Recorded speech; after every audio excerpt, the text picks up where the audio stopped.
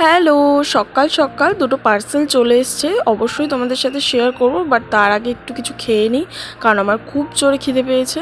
বানাবো এখন ডিম টোস্ট, তো চলো আগে খেয়ে নিই, তারপর তোমাদের সাথে আবার কথা হচ্ছে। ওই সেমরি, হেই কখন বললি কি একটা সেল এসছে দেখাবি, কই দেখালি না তো? আরে দাঁড়াও দিদা, দেখাচ্ছি। এই দেখো, আমাদের সিলিং এর জন্য কয়েকটা স্টিকার অর্ডার দিয়েছিলাম। এমন বলো কি সাদা সাদা দিচ্ছ, একটু রং চং দিতে পারো? ছাড়ো, তুমি বুঝবে না। দিদা, এই গরমে তোমার শরবতের রেসিপিটা একটু বলে দাও। হ্যাঁ বলছি।